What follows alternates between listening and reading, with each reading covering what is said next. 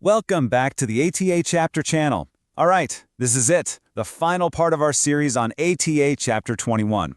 Today we are going deep, and I mean deep, into the A380's advanced maintenance capabilities. We're going to look at everything from how it keeps the galleys cool to how it literally diagnoses its own problems. So, let's get right into it. We're going to follow a path from the physical hardware right up to its digital brain. We'll kick things off with the supplemental cooling system itself. Then we'll get into the whole maintenance philosophy behind it. After that, we'll check out the cool, interactive tools technicians get to use. And we'll wrap up with a look at some serious deep memory analysis. First up, let's talk about the hardware. You know, the actual nuts and bolts. We're focusing on the system that's responsible for keeping all the meals and drinks perfectly chilled in those absolutely massive A380 galleys. So what is the Supplemental Cooling System, or SCS? Well, at its heart, its job is pretty simple. Get the cold where it needs to go. Its main customers are the air cooling units, the ACUs, which are tucked away in the galleys. This is the system that makes sure everything from the fancy champagne to the passenger meal stays at exactly the right temperature. Now, the system uses this special liquid coolant called Galden, and you can see why it was chosen. It's non-toxic, non-flammable, and non-corrosive. For an aircraft, that's the trifecta. It means it's safe for everyone on board, it won't catch fire, and it won't eat away at the plane's structure over time. Those are all absolutely crucial factors. So how does it all come together? It's actually a really elegant three-step dance. First, two central refrigeration units, or CRUs, act like super powerful fridges, just chilling that Galden way down. Next, a set of pumps get to work, circulating that ice-cold liquid through two totally independent loops, one for the left-hand side and one for the right. And finally, those ACUs in the galleys use that cold liquid to cool down the air in all the food storage compartments. See? Simple and incredibly effective.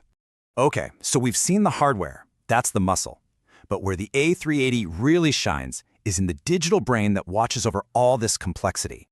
And that's the big question, right? With so many moving parts, how on earth do you keep an eye on the health of every single component, every second of every single flight? Well, the answer lies in what you could call a sophisticated digital nervous system. The first piece of that puzzle is called BITE, which stands for Built-in Test Equipment. Honestly, the best way to think about BITE is like the aircraft's nervous system. It's this whole network of sensors and software spread all over the plane, and it's constantly feeling for anything weird, like a signal that's dropped or a condition that's out of the ordinary. As soon as it senses a problem, it fires off an alert. So if BITE is the nervous system, then the Central Maintenance System, or CMS, is the brain. This is the central hub that gets all those alerts from the various BITE systems. And it doesn't just get them, it gathers them all up, processes them, and stores all that data, getting it ready for the maintenance crew to look at later. Now, this CMS brain has two different ways of working. When the plane's in the air, it's in normal mode, kind of like a silent guardian, just continuously monitoring everything in the background. But once it's on the ground, a technician can switch it over to interactive mode, which unlocks a whole powerful suite of hands-on diagnostic tools. So how do technicians actually talk to this digital brain? They use dedicated terminals. You've got the onboard maintenance terminal, or OMT, which is a fixed station right there on the aircraft. And then there's the portable multipurpose access terminal, or PMAT, which lets them plug in from different spots. These tools are the essential link between all that systems data and the human who needs to solve the problem. This brings us to the next level of maintenance. We're moving beyond the system just passively watching itself and into the world of active, hands-on diagnostics that are completely driven by the technician.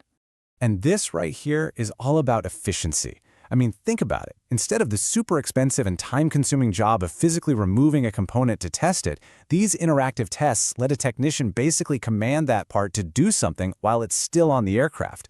It lets them find an issue with amazing precision, saving a ton of time and money. And the variety of tests they can run is just wow. A technician can test the entire air generation system with or without bleed air from the engines. They can tell a specific outflow valve in the cabin pressure system, hey, open up or close down. They can check the trim air shutoff valves or even test the operation of a ram air inlet. It's a seriously powerful toolkit. But what if the problem isn't happening right now? What about those tricky intermittent faults? For that, we have to go even deeper. We're talking about doing some straight-up forensic analysis on the system's past. This is where the byte memory dump comes in. It's a very specific function for the cabin pressure control system, and it lets a technician download the entire long-term memory from one of its control modules. Basically, they're pulling out the component's entire life story to see exactly what it's been through. And the data they get back is unbelievably detailed. We're not talking about a simple fault code here. They get a full history of pressure values, cabin, ambient, differential. They see where that data came from, and, this is the kicker, they get the exact date and time each sample was recorded. This is priceless for hunting down those frustrating intermittent faults that you can never seem to replicate on the ground. And just to give you an idea of how much data we're talking about, the memory stores a history of up to 50 distinct samples. That isn't just the last fault, that's a comprehensive operational history. It gives technicians this really rich story to analyze.